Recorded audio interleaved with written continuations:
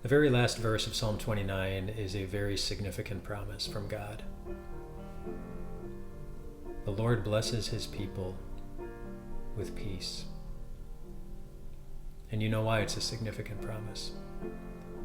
Because we live in a world where it is sometimes very difficult to be at peace for any number of reasons.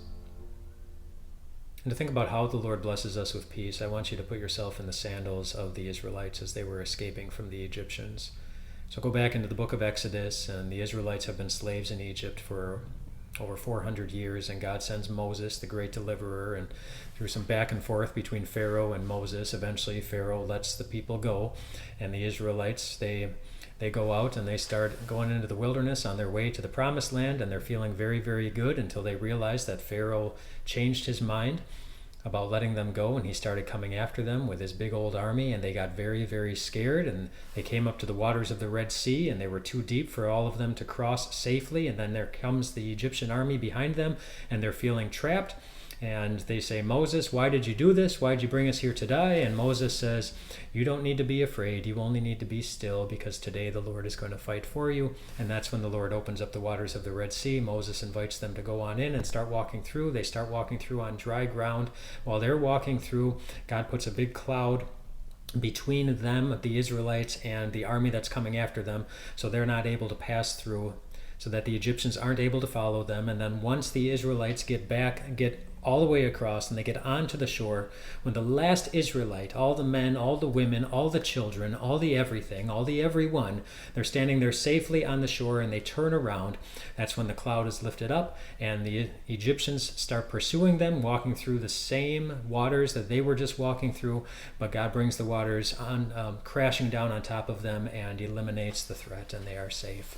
And as the Israelites were standing safely on that shore, looking back on the things that they had been so afraid of, the things that were taking away their peace to a very high degree, I bet I know what they did after those waters crashed down and they realized that that army was no longer a threat to them. I bet they breathed. Kind of like this.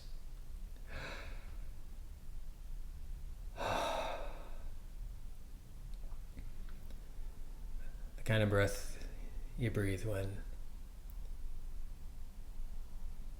the bad stuff is all done, when the threat is eliminated,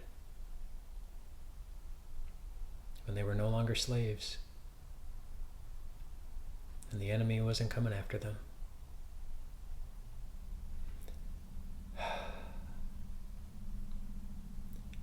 You do know that God has promised you a day in your future when you will do the same thing. When you will exhale the most beautiful sigh of relief.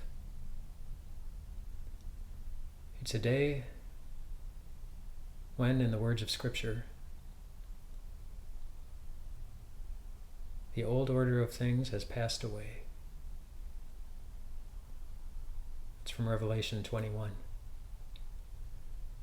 It's talking about the day that we are standing on the shore of heaven,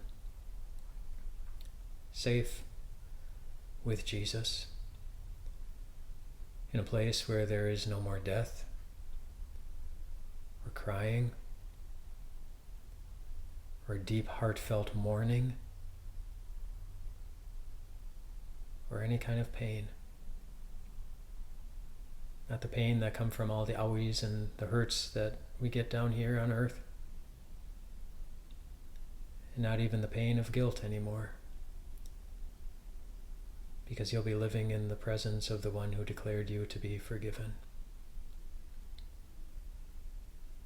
One day you'll look back from that shore and you'll see every enemy defeated, every threat eliminated, and you will be at peace.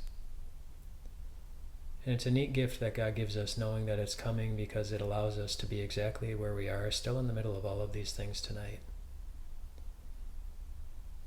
and get a little taste of it. Just a little preview of it in our hearts when we remember a very important thing about this peace. It was given to you as a gift. You didn't have to earn it. You didn't have to work for it. You didn't have to attain it.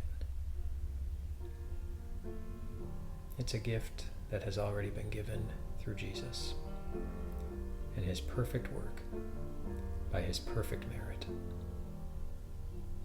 It's all yours. That day is coming in your future. Let that day give you peace tonight too. Rest well tonight, my friends.